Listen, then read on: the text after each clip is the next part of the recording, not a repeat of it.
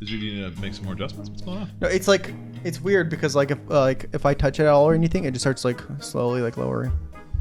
You see how loose it is? Yeah. You know? Yeah, crank that soldier boy. Soldier boy, what's up? Hey, I got the new dance. But still, even when I do it. I don't know, man. I would say during Pride Month. During Pride Month, but he is straight. During Pride, oh, found it. That was loud. All right. During Pride Month.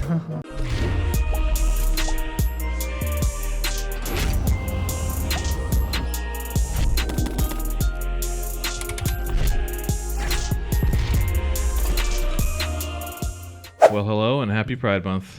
During Pride Month? During Pride Month? Hey, you may notice a new face on the podcast today. If you're listening to this on audio, you may hear a new voice. Sup, brother? Which is our always weekly reminder, which is if you're listening to this on YouTube, there's an audio version. If you're listening to this audio version, there's a video version if you want to see our beautiful faces.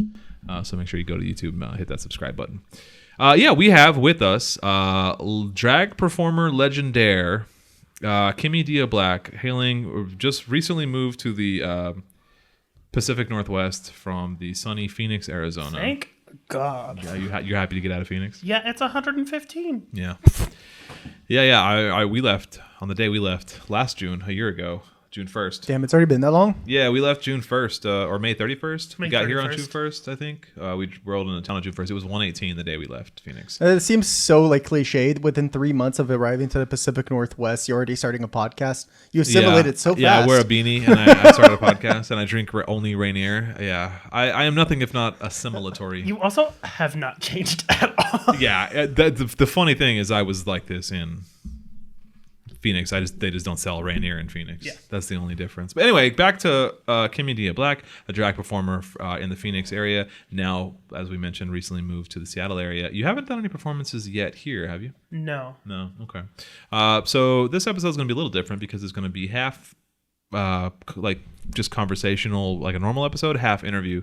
However, I will just, as we kind of talk about some normal stuff, I'll sprinkle in some interview questions and we'll just kind of go through from there.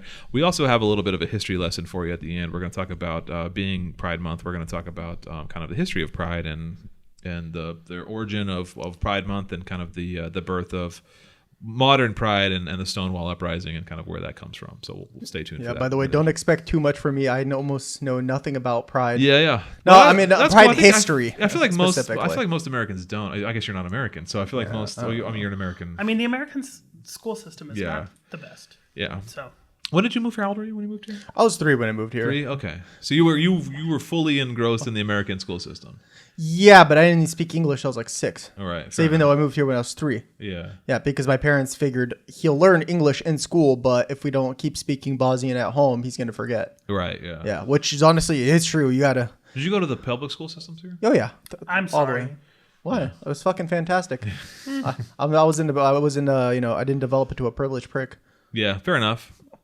You're A saying, lot of them. as regards to I'm talking about those expensive as opposed charter to private schools. schools. Yeah. Not all is private schools. Some private schools, just usually end up being a religious school or something. Doesn't mean they're, super wealthy. It just means they had a different idea. Yeah. Also, being homeschooled is not privileged as well. Yeah, accurate. Yeah, I'm still on the fence about homeschooling. I generally don't think homeschooling is a good idea. As a public school teacher, I just don't think homeschooling is a good idea. There are certain benefits to it. I think it depends. It's a very case by case, family dependent thing. But by and large, I just don't think it's. I think one of the major things that's growing up as into a healthy adult is that social interaction with different types of people. You got to get bullied to understand what that is. You have to meet nice people to understand that there's good people on this earth. If you're not exposed to a social setting, you're not going to develop correct social skills. It's just it's one thing to be born with autism. It's another to develop social traits because of your setting. Sure. That would be that'd be a disadvantage in life. So. I agree. Yeah. How long have you been doing drag, Kimmy? This October it'll be 4 years. 4 years. And that was you spent the majority of that in Phoenix, right? Yes. Okay. How long had you lived in Phoenix? I was born and raised in Phoenix. Okay. Cool. You good experiences doing drag in Phoenix? I know it's not the most LGBTQ friendly state in the world. In our safe spaces, yes. When we went to I used to co-host a drag brunch in Tempe, and they like never really like promoted us until we were almost done with it. But we definitely had a few interactions with someone that was like, "Oh, I don't like this. I just came to eat breakfast," and I was like, "Well, we're here. We're getting paid $200 to be here." So, let me ask you a personal question: Did drag pay enough as like a job? Like, was it enough to survive on? Basically, I guess is my question. If I actively performed every week, yes. Which when I left, when I worked at the Phoenix Zoo and just left because I was negative $500. That's what I did for my career path, did drag for 6 months. And then I got really burnt out and didn't want to do drag anymore. So I went and got a retail job. Right. Is that just pretty like grinding, like just doing it like night after night or week after week? Yeah. It gets really, I mean, putting on 6 pairs of tights, a corset, pads that are couch cushions that you shave down. Like the wig, the makeup, the everything. It's the whole thing. How long does it take? Like on like. I mean, I watched them get ready this afternoon, and I can get ready in 45 minutes.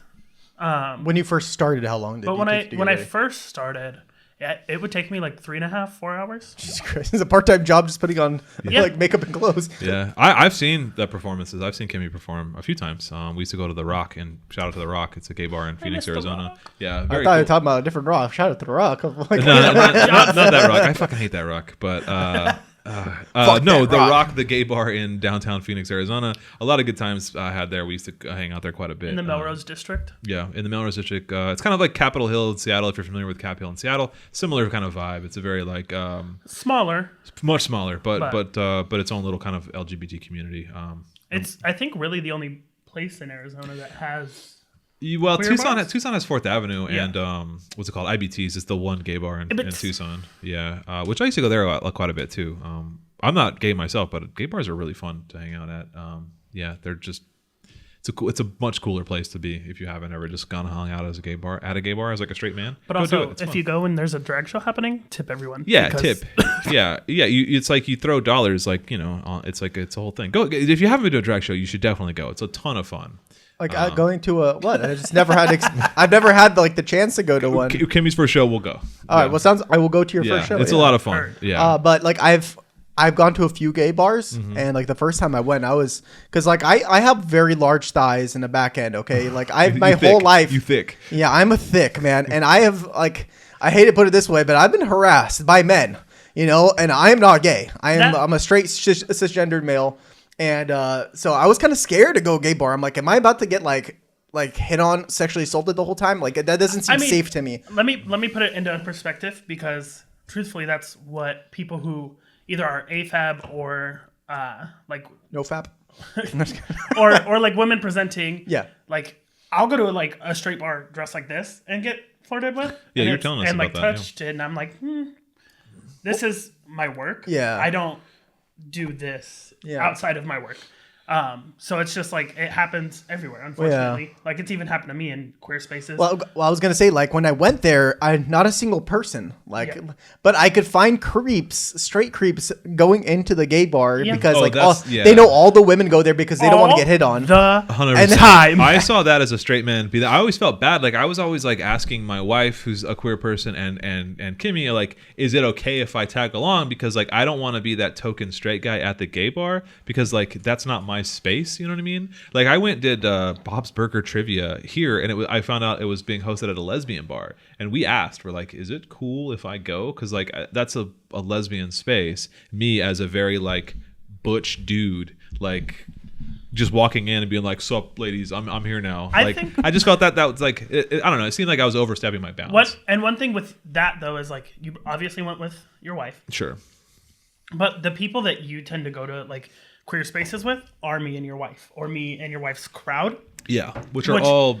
Everyone in our friend group is very queer presenting. Yeah. Like, I live my life without eyebrows on 90% of the time. Sure. I wear women's jeans. I wear crop tops. I wear, like, it's we went to Home Depot the other day, and you were wearing a Hocus Pocus, like, onesie, or Hocus Pocus... It was a sweatsuit. Tracksuit, yeah. And I had little buns like this. This. It was fun. We went to the mall today, and they were wearing a crop top. It was just, like, wandering around. Just good stuff. Well, it was also really fucking hot, yeah. All right, well, let's get into a little bit of news. We got just a few quick, like, lightning round stories we're going to talk about, and then we'll talk about a little bit longer deep dive on Pride history with Comedian Black. First up, the debate rules were finalized as of, I think, today.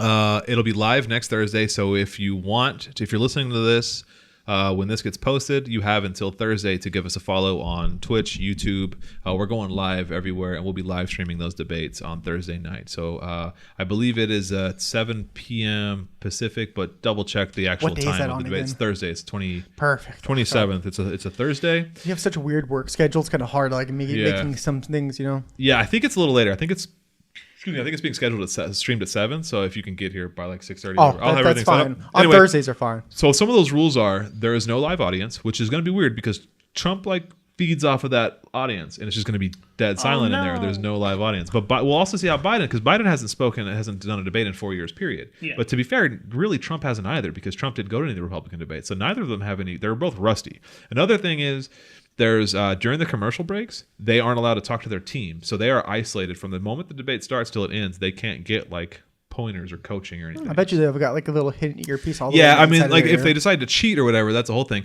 Here's the biggest thing. And this is actually, I'm not happy about this, because this was my greatest sense of joy last time.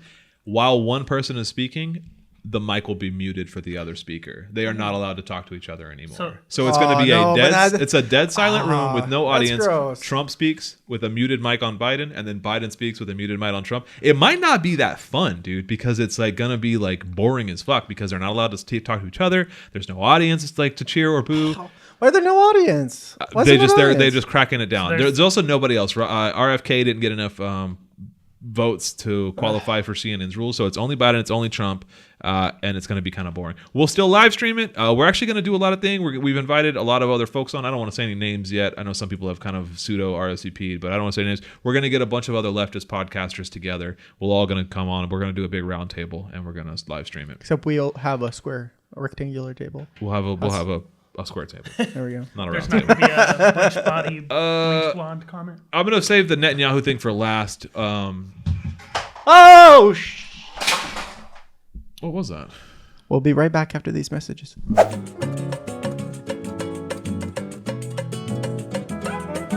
Before we get to the video, please like, comment, subscribe, share it to that uncle who's a communist. And if he isn't, he will be. Don't forget to follow us on Patreon at patreon.com/revolutionary rhetoric. And Revolutionary Rhetoric is an affiliate of the Anti-Capitalist Podcast Network. All right, let's get to the video. Let's skip the Netanyahu thing because that has a video component that we're going to watch, so let's do that last. The next up is Louisiana passed a law, Louisiana State Legislature, and it was signed into law yesterday the 19th, by the Louisiana Republican governor, that now all classrooms in Louisiana are required to display the 10 Commandments on a poster-sized sheet. Wait, what? Yeah. That's what I said. Fucking hella unconstitutional. But yeah, dude. So the Republicans in Louisiana have a super majority, and now it's also permitted but not required to hang a bunch of other religious shit, but it is now required by law for classrooms K through 12, including up to state universities, so like LSU and stuff.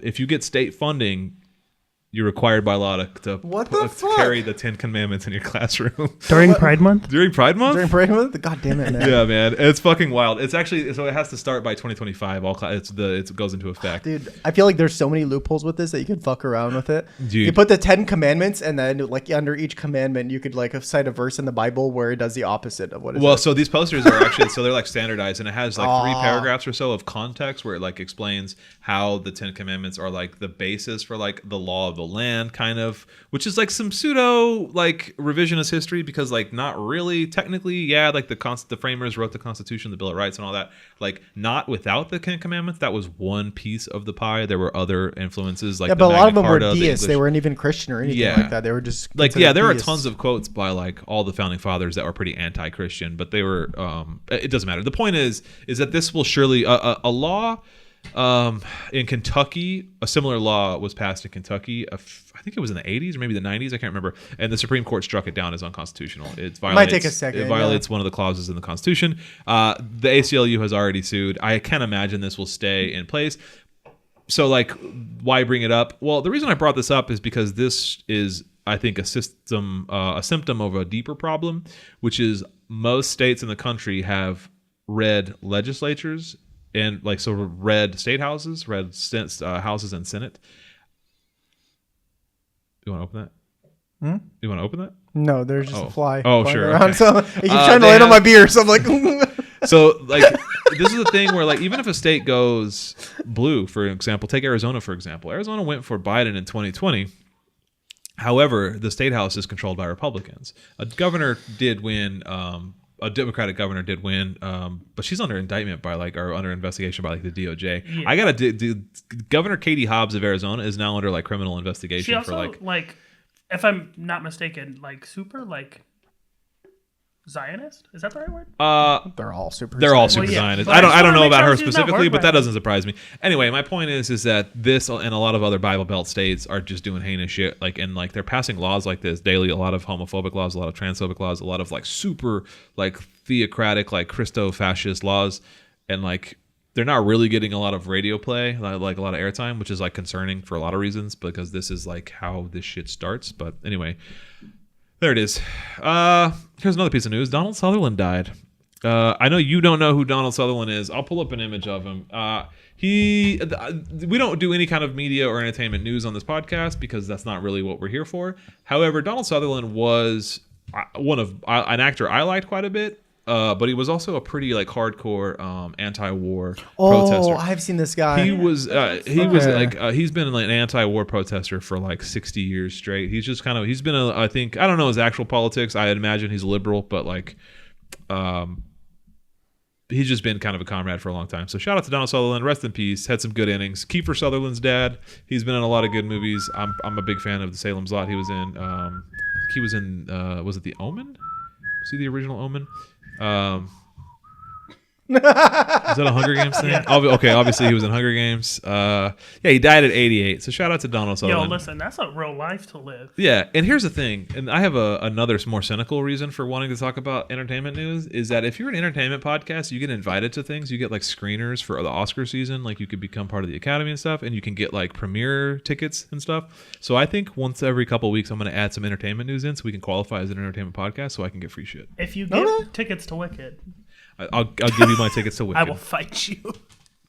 Well, how do we? How would we get free shit off of an entertainment? I don't know. Entertainment podcasts get invitations to shit. You just get acts screeners and stuff. So you know what a screener is? Well, we could definitely do it to entertainment. I mean, that's all part of culture. Yeah. Typically we don't do any kind of entertainment news, but I don't know. I think I want to add in some. That was mostly a joke, but it's not a joke. I'll throw it out there. I mean, obviously everybody knows Hassan is my favorite streamer. He does entertainment stuff, but he also does political stuff. There's a time and space for it. But he also streams for 10 hours a day, so it's kind of hard to not put that other stuff in there besides political stuff. You can't just talk about Netanyahu for 8 hours a day, 10 hours a day. You gotta fill the time. You probably could. You probably could. I don't want to. Yeah. One other piece of news, not news per se, but I mentioned yesterday, Wednesday the 19th being Juneteenth. Just thought we'd mention it. It was a Juneteenth holiday. I don't know. I just kind of wanted to mention it. If for those of you who don't know, it was June 19th, 1865. It was kind of the end of the Civil War. It was technically it wasn't, the 13th Amendment wasn't ratified until December, a little later of 1865. So it's not the actual celebration of the 13th Amendment, but it is kind of when the final Confederate slaves in Texas were emancipated. So it was kind of the last batch. I don't know, that's not the right word, but the last grouping of it was in Texas, those Confederate slaves. It was a Union general kind of ordered that the remaining slaves of the Confederate Army be freed. So it was kind of the last slave to be freed under the Emancipation Proclamation was on June 19th, which is why we celebrate Juneteenth as a holiday. And I bring that up because we also talked about the 13th Amendment last week or the week before, still allowing slavery in America. America still has plenty of slaves. Gross. So there you go. Goddamn. All right. Last piece of news. Last piece of lightning round news is Netanyahu crying. Baby. Everyone calls him BB, but I'm calling him Baby. Baby Netanyahu crying. He's just he took to his social media and he released this video just whining that he's claiming that Americans are holding back weapons, and he's like, Daddy, America won't give us more weapons, and he's just complaining that he's accusing us of holding back weapons, and he's like, give us these weapons and we'll have. I'm not gonna do the voice. Give us these weapons and we'll end this war. Do the voice. Because the voice feels anti-Semitic. I'm not going to do BB's voice. We're not being anti-Semitism. We're doing. He's from Poland. He sounds Slavic. Fair enough. But the point is that he's a little crybaby and he's just been whining. He's been whining. Big ears. Yeah, he does have big ears. That's that Slavic. And I can say that as a Slavic man. Everything's big. Here's the video. You get you out of your mind. You get that shit out of your mind. Here's BB's video complaining that we don't give him enough weapons. When Secretary Blinken was recently here in Israel, we had a candid conversation. I said I deeply appreciated the support the U.S. has given Israel from the beginning of the war. But I also said something else. I said it's inconceivable that in the past few months, the administration has been withholding weapons and ammunition to Israel. Israel, America's closest ally, fighting for its life, fighting against Iran and our other common enemies. Secretary Blinken assured me that the administration is working day and night to remove these bottlenecks. I certainly hope that's the case. It should be the case. It's almost a threat. During World War II, Churchill told the United States, give us the tools, we'll do the job. Yeah, Churchill. And I say, give us the tools and we'll finish the job a lot faster. We'll finish the genocide a lot finish faster. The job. What does that mean? Well, that's the thing is like, what does finishing the job look like? That's just dropping a nuke. Yeah, just murdering the rest of the Palestinians. Yeah. Like, it's super. They're not dying at a fast enough pace. We got to pick it up, y'all. Yeah, and something he said, like, it was kind of coded language, like saying, like, you're not giving us the weapons fast enough. Like, I hope that's the case. That like he's like the Secretary Blinken assured me that that the administration is working day and night to remove all the bottlenecks to get us all the weapons fast enough. I hope that's the case. It should be the case. It almost feels like a mob kind of threat. Yeah. Yeah. Anyway. Hey, where's the money? Where's the weapons? Sorry. No, you're fine. My mic is like it got real dead silent, and I was like, yeah. Did you need to make some more adjustments? What's going on? No, it's like. It's weird because if I touch it at all or anything, it just starts like slowly like lowering. Like, see how like loose it is? Yeah. Yeah, crank that soldier boy. Soldier boy, tough. Hey, I got the new dance. But still, even when I do it. I don't know, man. I would say during Pride Month, but he's straight. During Pride Month, but he is straight. During Pride, oh, found it. That was loud. All right. During Pride Month. Well, brother. Hell yeah, brother. Cool, man. Let's get this final story going. You guys ready to talk about Stonewall history? Hell yeah, brother. Okay, all right. That's the straightest answer to the gayest question I've Absolutely. seen. You got to find a balance. Yeah, so we're gonna talk about Stonewall uprising and Pride Month, the history of Pride Month. So, how familiar are you two with that story of the Stonewall Inn in Greenwich Village in New York? It's the first I've ever heard of it now. Okay. I mean, I know it happened, and as a queer human, I should know more. That's all right. I feel like most people are. Like we kind of talked about at the beginning of the episode. Yeah. I feel like just a lot of people just didn't know this. So there was in the '60s a bar in Greenwich Village in New York called the Stonewall Inn, and it was a gay bar. At the time, it was kind of illegal, for lack of a better term, to be gay. There was like serious police crackdown. You could be arrested.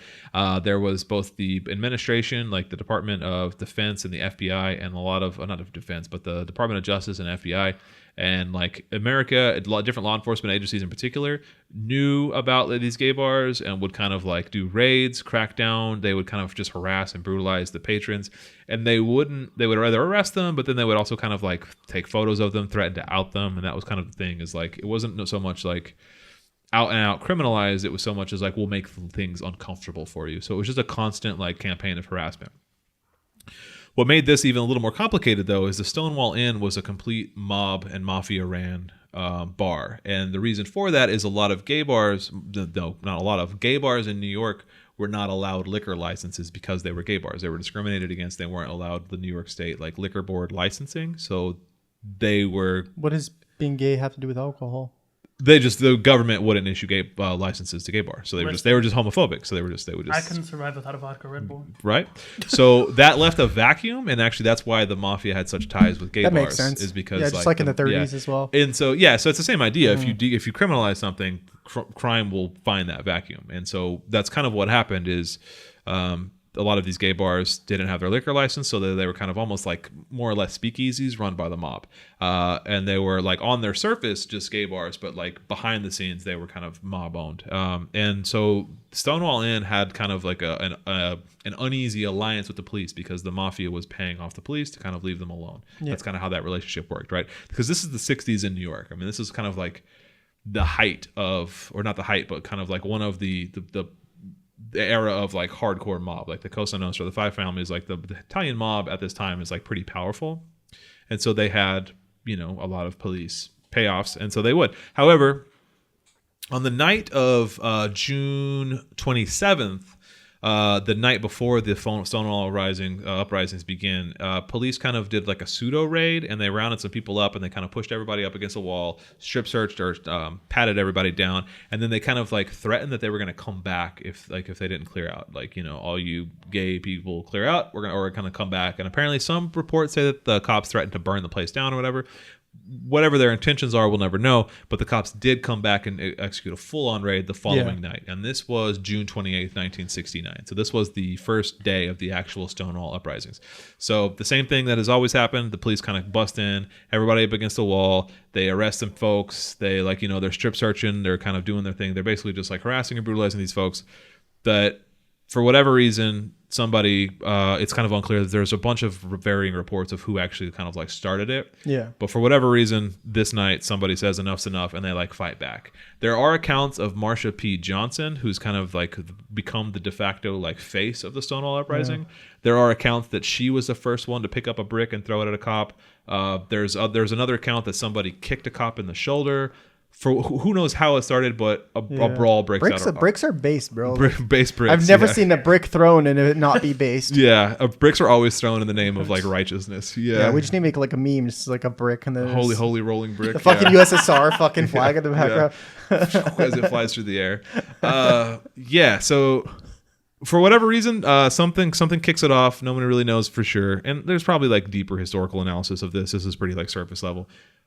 The Stonewall uprising kicks off, and so it's a out and out basically riot in Greenwich Village in New York. And for 6 straight days, more and more people keep showing up and like kind of like brawling with police. I mean, you've seen like BLM protests or like whatever. Like that's kind of what it turned into. A lot of violence back and forth, a lot of like just broken windows, and a lot of just rioting essentially. But what it did was it shined a national spotlight on homosexuality in America, or queerness in America. And so like it wasn't the actual act itself really did anything. It wasn't like New York all of a sudden like changed their policies against gay people. But what it did was this was now like national news on like CBS Evening News, like across the country, like Walter Cronkite, whatever the fuck, reporting on this stuff. And like that's what kind of really sparked a national conversation, is like, oh, look at the police beat on these gay people. Shouldn't they have rights? Are they not American? And that's kind of the conversation that has started.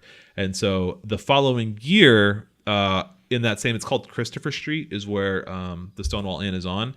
I think it's on the corner of Christopher Street and Gay Street. And I'm not sure if that's, I saw one photo and I'm not 100% sure with the New York landscape, but I think it's actually Christopher Street and Gay Street. Gay, like G-A-Y Street, yeah. Or, so, yeah. No, just straight Gay Street. Yes. Straight Gay Street. Straight Gay Street. So anyway, there was kind of this rally to march, and it was called the Christopher Street Gay Liberation Day, I think is what it was called.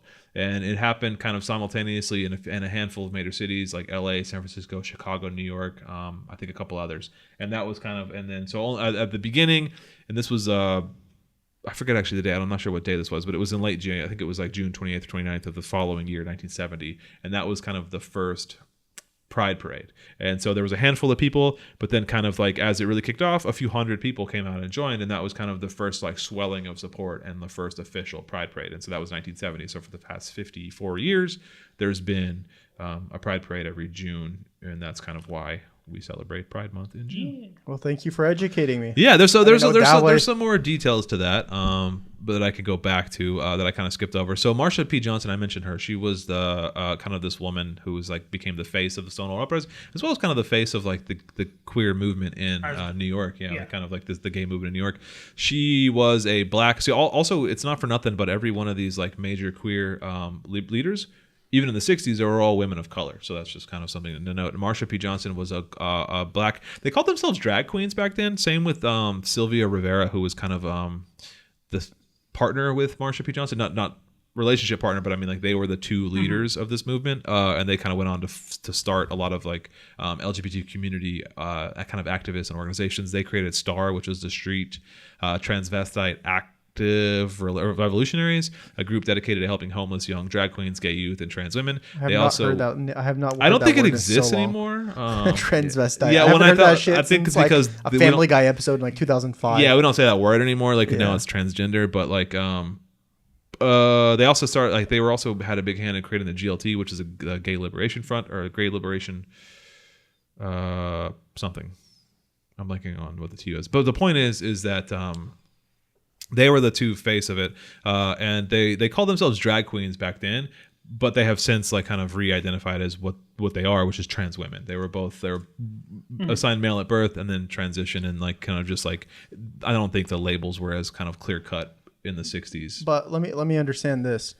From what I understand, is there's a lot of people that are drag queens, but that are not transgender. Is that correct? Yeah, correct. There are a lot of straight men that are trans. I don't know why I'm asking. I'm going to let Kimmy take this. There's a lot of straight men that are drag queens, but they're not transgender. So there is a lot of straight men that do drag. I've met 2 in my like time of doing drag, but the most famous one currently is Maddie Morphosis. She was on a season of Drag Race. Don't ask me what season right now. I don't remember. But she's a straight man that does drag full time.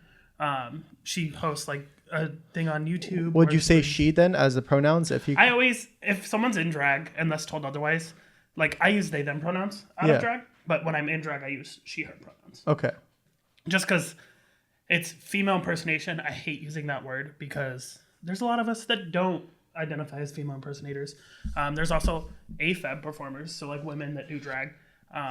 My drag mom's an AFAB performer, like, and it's kind of like teetering back and forth on like, do we call them female impersonators even though they're women, which makes me sound really bad in my brain. But it's like also everyone's just doing drag. I label myself as a drag performer and not a drag queen, because I also will do like male drag, like male lead is what it's called, and I actually competed in a pageant in October for that. There's male lead? So I don't even know what that is. I've never male lead, there's drag queens, drag kings, and then also male leads and female leads, I believe, if I'm getting my terminology wrong. I'm gonna have to read more up on it. So a male lead is a assigned male at birth or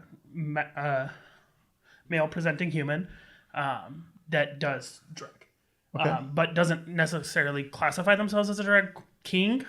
Drag kings have the more of like they sculpt out their like bone structure, stuff like that. We call them devil horns. I don't know what this is called on your temple. Head. Temple. They make those more defined. They make their jaw lines more defined, stuff like that, to make their face a little more masculine. Was it supposed to be like that one Chad image, like with the like a little bit? Yeah. Okay. You know, like the Weeknd's plastic surgery. No, actually, yeah, I do. Kind of like that. Yeah. But so there's like so many different aspects of it, and then like what I do, where I identify as a drag performer because that's what I do. That's something that I love to do, but. Yeah, so there's just so many different aspects, and like you said, there are straight guys that do drag, and that aren't attracted to the same sex or men in general, but also like, for instance, Tyler makes me feel safe everywhere I go, and he's a straight man. Yeah. So like, yeah, well, I'm just simply trying to understand it more. Like I have no clue how it works. Yeah, but there's like certain straight like.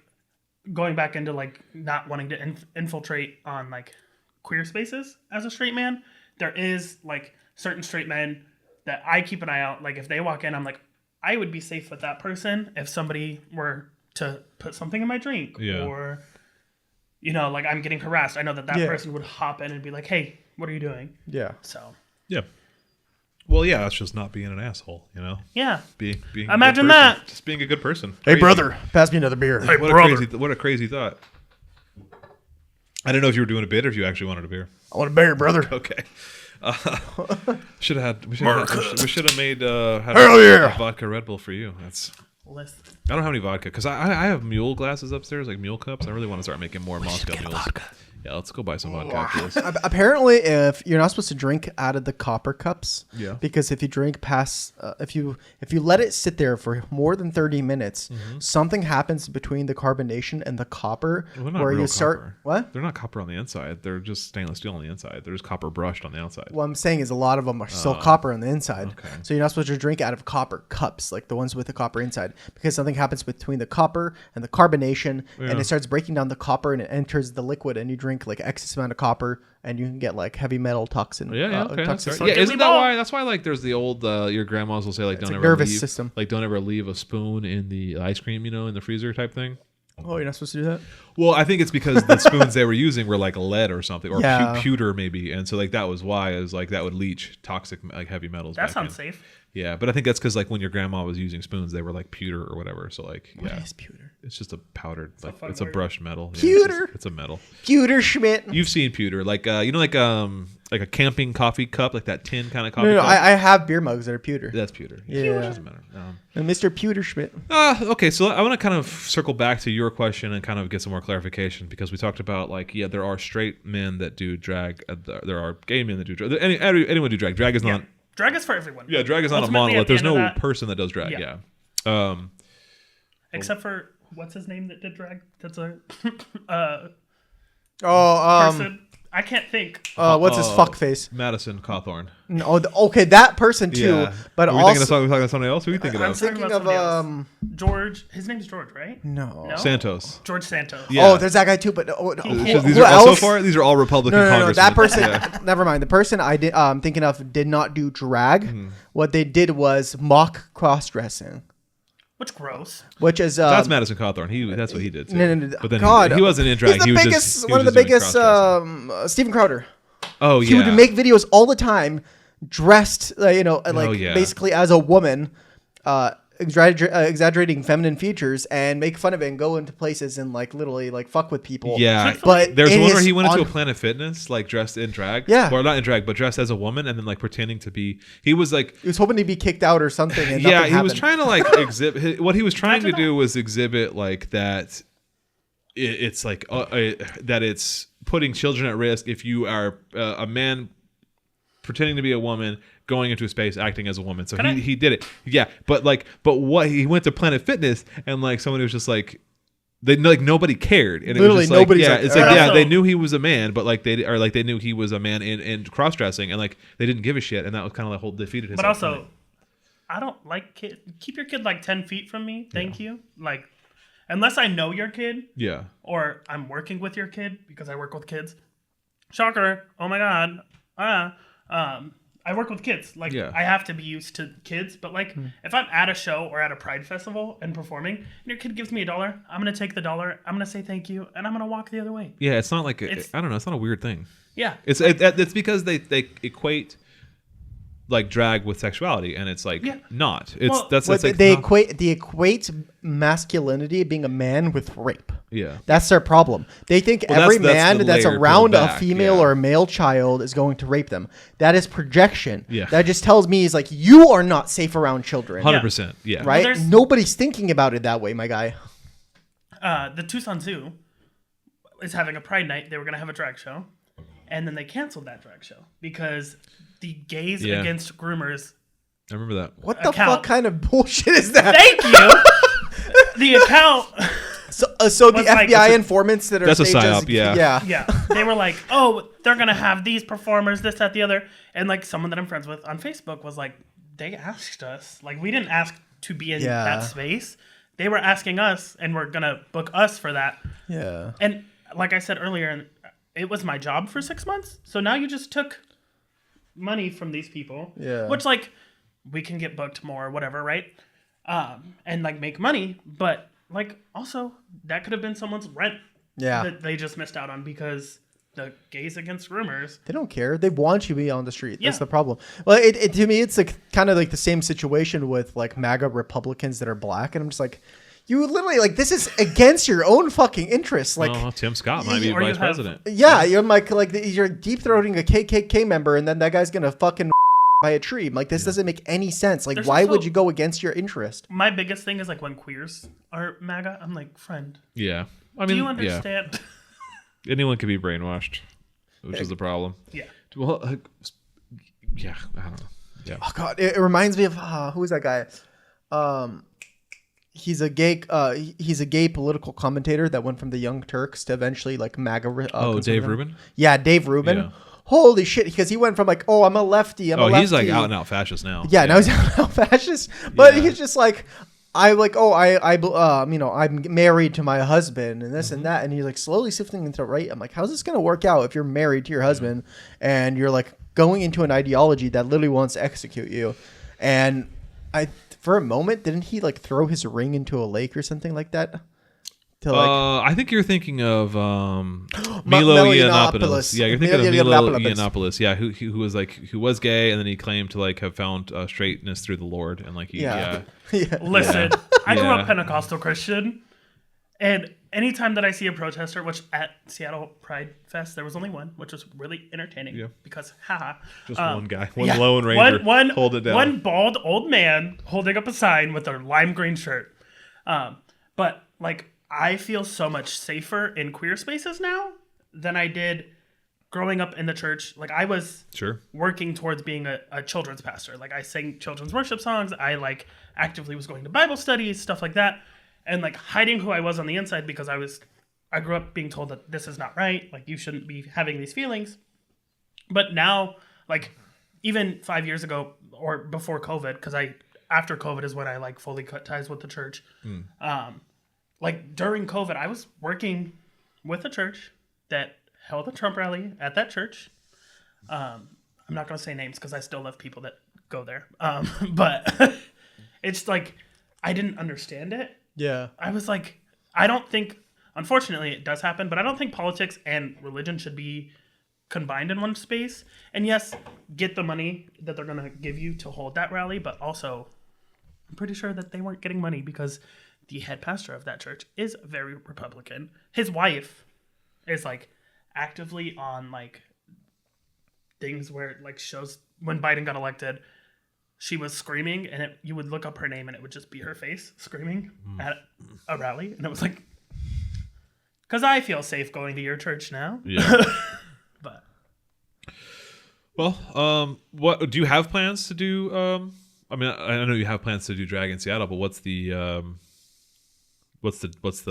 situation? I was gonna say, what's the deal there? What's the deal with you doing drag? What's the deal with that? What's the deal with all these drag freaking people? Yeah, like what's your plan for 2024 and beyond? Now that you're living in Seattle, you kind of get settled in Seattle. I've been here since April, so I just need to really work towards like going out more. Except for I like going out with your wife, and your wife has no social life because of work. Because of work, not because she's lame. Yeah, she's a really great human. But I also like our other friend I love to go out with, but there's times like our other friend has to be a mom, and I understand that. But like I want to go to a drag show and just be like, hi, my name is this. I've been performing for this long. I've messaged a couple people, haven't gotten a response back yet. So I would love to be able to go support local drag. Right. Because that's the biggest thing is you're marketing yourself at this point. Yeah. And I need to just work on marketing myself. Do you have an Instagram for your drag? I do. Yeah, we'll definitely plug that. You got to go TikTok, Instagram. Yeah, you got to make TikTok, all those shows. It got hacked not that long ago. We'll have all of your links. Any link you're comfortable with us dropping, we'll have it in the show notes, and then at the end we can definitely plug all your stuff. But yeah, so it's really marketing yourself. Like when I first started, I didn't market myself for 3 months, and I didn't perform again until February. Yeah. I started October 27th in 2020, where I had to stand on one spot because of COVID. Right. And which is why now, like, if you see me perform, I move a lot because I was told to move a lot to make money because they're not just, I mean, listen, there's people that can stand there and just do a ballad and make $300 easily. I'm not one of those people, especially when I started. I put a red lip on, no face makeup, basically. I used like a CC cream, which is like really light coverage. And then a pink eyeshadow, and I used my boy brows. And I thought that I was like the best drag queen ever. And then looking back at those pictures now compared to now, I'm like, oh, I really had no makeup on. Yeah. Well, I mean, it's a craft that you've kind of refined over the years, right? Yeah, I mean, and you're always going to get better. Yeah. I mean, have you seen our first episode? Yeah. Of we're this in podcast? that weird room over there. Yeah. Listen, Yeah. The dark room. I may not watch the actual podcast, but TikTok. Yeah, fair enough. We even our thumbnail on our first episode, it doesn't even fill out the fucking. Yeah. But I wouldn't leave it like that because that's historic. Yeah, you know? it's part of the process. It's part of the process. How is the drag scene in Seattle? I mean, have you been to any shows yet, or have you kind of explored around? I mean, I assume it's more of a friendly space in Phoenix, Arizona. I haven't gone to any actual shows, but I did get to when I went to the Pride Fest. I got to watch some entertainers perform. One of the people that I got to watch perform, her name's Versace Doll. She's the current Miss Gay Washington, United States at large. Does it Gay Washington? Yeah. Okay, I didn't know. Sign me up. Wait, what? You're living in Gay Washington. Well, no shit. There is no straight Washington, but I was just saying I didn't know there was a whole pageant for. Yeah, so there's a whole. It's called the Gay United States Pageantry System. I competed in 2022 when I lived in Arizona. But yeah, so she's going to nationals. I hope she doesn't mind that I said her name. Oh well, I don't care. But she's going to compete in nationals. Our current Miss Gay United States at large is a Seattle resident. Her name's Sable Jones St. James, one of my favorite people. And that's who I want to go and see perform more because she's always like, you need to come out. You need to come out. You need to come out. And I'm like, I want to be in bed at 9. Yeah. But especially for a while, I didn't have a job and I wasn't making regular money out here. And now I am. So I can start to go out more, which is nice. But the drag out here is so different than the drag in Arizona. But would we say more competitive? I wouldn't say more competitive. I would say more. Don't hate me for this. If anyone in Arizona is listening, more put together. That makes sense, though, right? Yeah. More professional. Would you say more professional because people are actually making a living completely. Versace Doll performs every weekend for 3 days in a row at Julia's on Broadway. And that's what her job is. Right. And that's also, this is the home of Jinx Monsoon. I mean, this is who's now becoming a major star. I want to meet Jinx so bad. Yeah. That's yeah. Yeah, I know they're. I've never heard of any of these people. Yeah, well, they were just in Doctor Who. They're a Seattle drag performer. Did they win RuPaul's Drag Race? Is that they won RuPaul's Drag Race twice. Right. So they're the real deal. And then they were on an episode of Doctor Who recently, which kind of they're on Broadway currently. Yeah. That show looks really funny. I want to see that show. Which one? I don't know. It's Little Shop. It's what she and another just Vanilla Creme. Yeah. I don't know what it's called, but it's just a two-person show. It's on Hulu. It's live right now. It's being performed live at Seattle. It just happened not that long ago. Oh, is it done? Yeah. Oh, that's a bummer. But Jinx, Little Shop of Horrors was just on Broadway.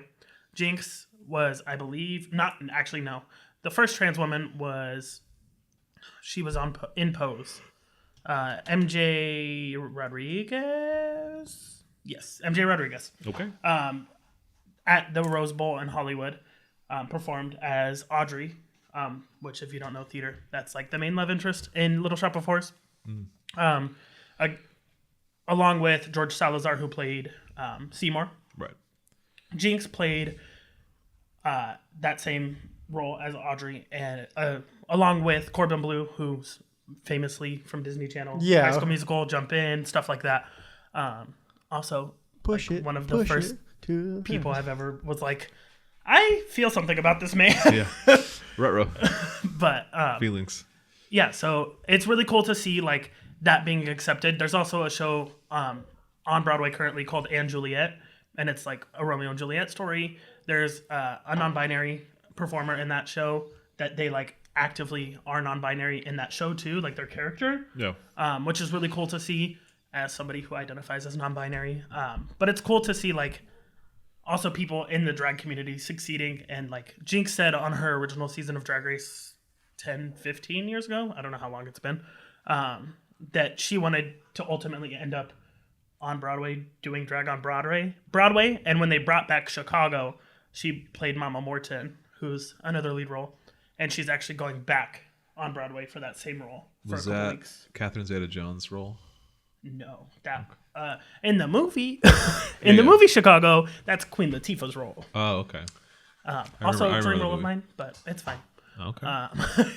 Do you have any plans to do any kind of just non-drag, just theater? I know I want to. I know we have Fifth Avenue Theater here. But they're a company-based theater. I haven't really found any community theaters out here yet. I saw The Fly. Yeah, I know it wasn't going crazy. But that's also like I did theater professionally in Arizona too before COVID, and that's like what I want to do with my life is do theater or teach kids theater, stuff like that. Yeah. Because that's like I said earlier, I don't like kids, but my heart is with the kids and like the arts. Yeah, you work with kids. You're good with kids. Yeah. Strange profession for somebody who doesn't like kids. I can send those kids back. Right. Fair enough. They don't have to live with me at all times. But yeah, like I just want to work with kids. And the main reason I want to work in the arts with kids is because that's what saved my life at 13. A nonprofit in Arizona called Free Arts of Arizona. It's my first year not working with them since I was 16. So it's really hard for me to talk about it because that's where like my heart lies always is with those kids. And they're really great. If you live in Arizona, consider volunteering with them. What was the name of it one more time? It's Free Arts of Arizona. Free Arts of Arizona. Oh my gosh. But yeah. Let it out, sister. I always... I hated that. During Pride Month? Let it out, brother. I keep kicking something. But it's fine. It's fine. Bullshit. Nothing's going to break. No, so I always credit Free Arts for saving my life. If you look up Gordy, it's weird because I'm not Gordy right now. Right. And Free Arts, I was on a billboard for. Did you get it? I don't know. I was on a billboard for their tax refund thing. Oh sure. You know how to explain things better than me. They're like tax refundable. Yeah, like what do you call it? The what are those called? The tax rebate. You give money to get money back later, basically. God damn it, not tax. Tax exempt? No, credit. Something credit. I forget what it's called. Yeah. I know what you're talking about. Yeah, it's like a nonprofit credit thing. Yeah. Yeah. Gross. What's that thing called? But yeah, so I credit them a lot with like saving my life. Someone that lives in Seattle, and I did dance with them in that same space of Free Arts, is like the reason I fell in love with dance again and why I wanted to do dance a little bit more when I was 13, stuff like that. But then my love kind of shifted towards the theater aspects of it. I love working a light board. I love designing sets. I love stuff like that. But if it wasn't for Free Arts, I at 13 knew I didn't want to be alive by 15. And I'm 25 now. That's 10 years. Sure. So like really great to like kind of like talk about that. Because like I said, 10 years ago, I was like, no, I don't want to be here. And then I met the people at Free Arts and it was like, no, you need to be here because you're going to do something with your life. And I feel like I am. That's why I do drag so much. That's why when there is kids, like, yeah, I get $1 from them, but I also like have a conversation. If a kid comes up to me and I'm in full drag, I'm not going to hug your kid. Yeah. Like, unless your kid is with you and you're like, yeah, you can give them a hug. But shouldn't be hugging like, kids in general, you know. Well, I ain't gonna hug nobody's kid. The fuck, I don't know your kid. Yeah. Accurate. I'm gonna get cold. Kids are always sick. Just straight up, yeah. Every time. Listen, they are. Yeah. But like, I want to be that. I always tell people I want to be that positive queer person that I didn't have growing up. Right. I grew up with a dad that was like super abusive and an alcoholic and not great. Always told my mom he didn't have time to be a dad when I was 5 and like crying, which was not great. That's like a core memory of mine. But I want to be that positive queer person because there's people that don't have that still. Sure. For an example, one of the kids came out as non-binary to me as I had just come out as non-binary, but they felt comfortable doing that thing. Yeah, sharing that with you. And that's cool. Being like, you're the only one I told. And I was like, oh, I'm going to go cry in the corner now. That's really cool. But, yeah. Well, I'm excited. I mean, I'm looking forward to your shows. I always love going to your shows. I've seen you both act in theater and perform as drag during drag shows. So I'm excited to keep seeing those. I'm biased, though. I'm an old friend. So yeah. Yeah. You're really old. I am old. bitch. You sons of bitches. You old ass motherfucker. Yeah, you sons of bitches. I am the baby of our friend group. You are. You're so you. I was. We went to the mall today. We had baby's day out. Me and Gordy. Me and Kimmy went out and just had like an adventure at the mall.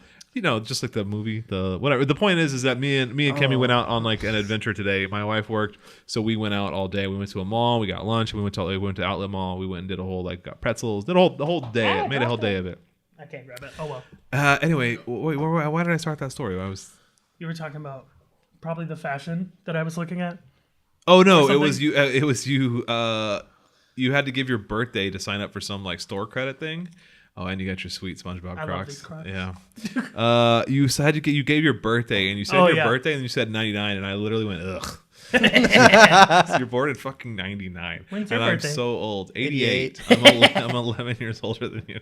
I'm more than a decade older than you. I just, I'm 95, right in the middle. You're 95? Right, split the difference. Yeah, you're also a little young, you little son of a bitch. Hey, I'm 29. I turned 30 in 1 year. I have to retire next year. What, you turn 30 in 2025? What? You turn 30 next year, 2025? I turned 30 in June next year. Okay. I just had my birthday like 2 weeks ago. So. Yeah, well, I'll be 36 in a couple months. When's your birthday? The 9th. Are you a Taurus? No, you're not a Taurus. Gemini, whatever. Yeah, this asshole didn't tell me it was his birthday. I've been doing this podcast with him for like a year, and he didn't tell me it was his birthday. During Pride Month? During Pride Month? During Pride Month? Yeah.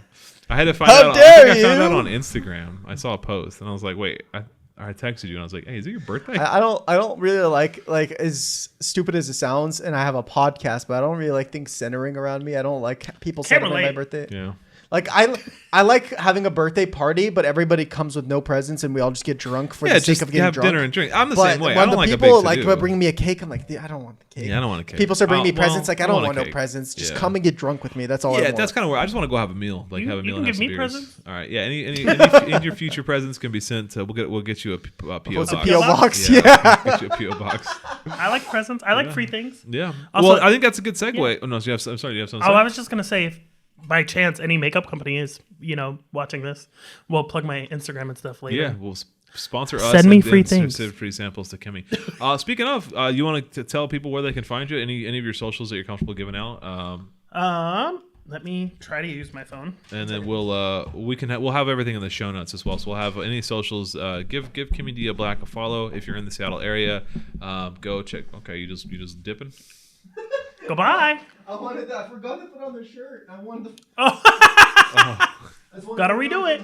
For like the last section. Pre-91, so Check it out, guys. Pretty cool jersey. I need to get my Aeroflot cycling jersey. I bought a Powerline jersey. Yeah, actually, she did buy a Powerline jersey from Space Jam. The guys we were dressed up as from a Goofy movie. A Goofy movie, whatever. Hello. Same difference, whatever. I'm gonna fight him. Do it, please. A Goofy movie. We were dressed up as that guy, sort of. We have the sunglasses. Oh. Yeah. God, copyright. If you hit it perfect pitch, that'd be insane. My Instagram is Kimmy Kimmy, and then an underscore Dia DIA underscore black, like the color black. I'm not gonna spell that. Kimmy Dia Black. Yeah. And then my TikTok. Let's make sure no loud noise happens. These nails were a mistake. I could edit. Don't worry. I told you the nails were a mistake. Listen, I lost one. Oh, on what? Yeah. Right there. And then my TikTok is Gordy Does Drag. Fitting and accurate. Yeah, I do drag. And then hopefully soon I will be starting a YouTube channel. Mm-hmm. We talked about that the other day. Yeah, I'm going to help get set up because we have all the lights and cameras and mics, obviously. So we're going to use and if you honestly look up Gordy Northern, I'm sure it should pop up. Mm-hmm. If not, it is also Gordy Does Drag. So cool. Well, if you're in the Seattle area, if you're not in the Seattle area, definitely give them a follow regardless of where you are. If you're in the Seattle area, look out for some upcoming shows and go support. And also, if you're not in the Seattle area, wherever you are, go support your local drag performers. It's probably, they need people that are kind of allies and people they can feel safe around, as you've heard. And go give them money. I was going to say, give us money. Yeah, that's for a lot of times that's a job. Yeah. A lot of times it's supplemental income. Life is hard out there. Go catch a drag performance and go give them some cash. And it's also just a lot of fun. Go have a drink. Go support a local bar. It's just a really good time. Also, you don't have to worry about like people touching you because like in the show, they'll tell you as long as they ask for consent, you're fine. Yeah. Like, you could say no. Yeah. Like, I'm not gonna come sit on your lap if I don't know who you are. Right. Yeah. And I guess maybe I'm not the best example of this because I am like kind of comfortable in queer spaces for lack of a better phrase, but like I go to a lot of, or even when I was like going to drag shows for the first time, I was always like comfortable. It's like I never felt uncomfortable. Really, Which, ultimately, you shouldn't. At the end of the day, we are going to work. Yeah. Like, yeah, we drink, which is great. We get to drink on the job. Yeah. But like, that's all. You know what I mean? Like, I'm not gonna try to find my next husband. I might. Yeah. But I also look like this when I'm doing drag, so yeah. I don't look like this. You look great, by the way. I saw you getting ready, and I was like, it's an impressive. Hot. It's so hot here in Seattle.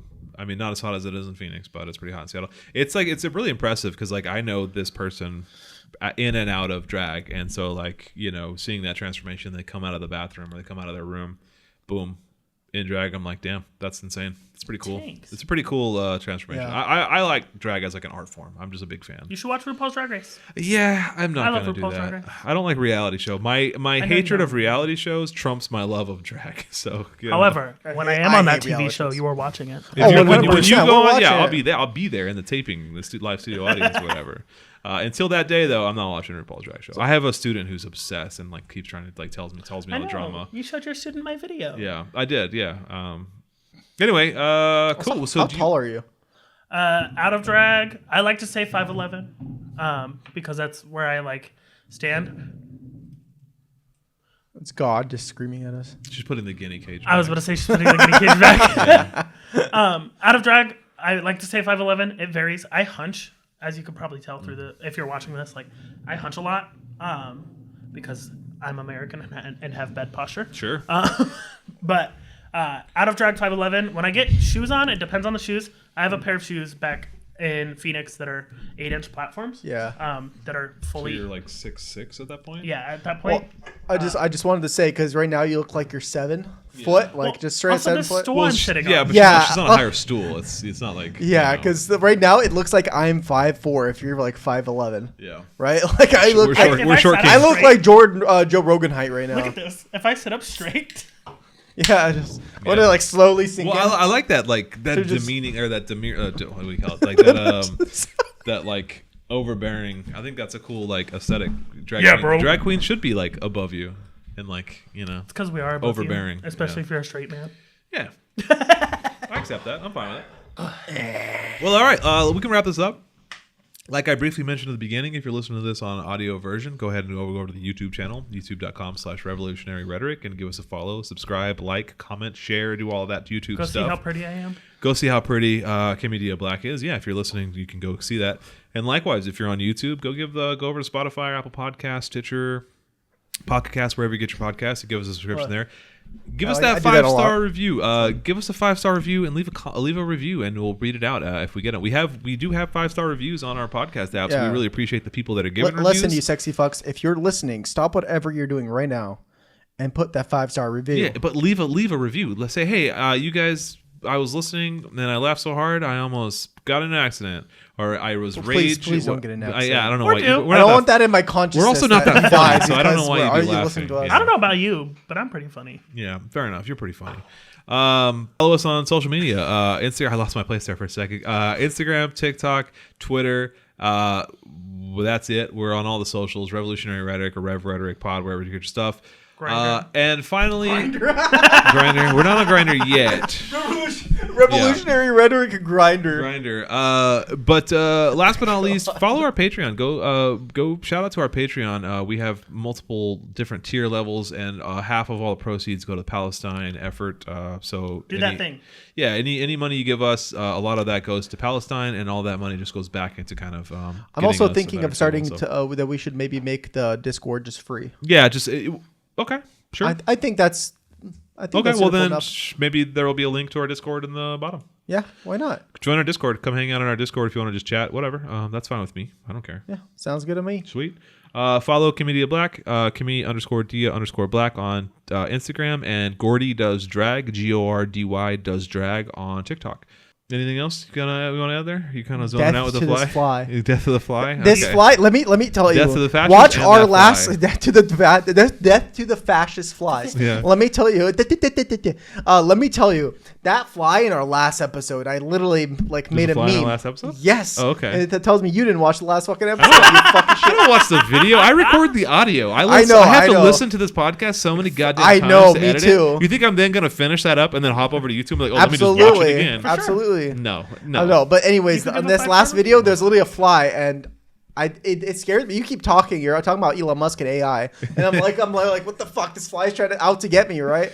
I made a whole fucking meme out of it, and I think it's the same fucking fly. Probably is.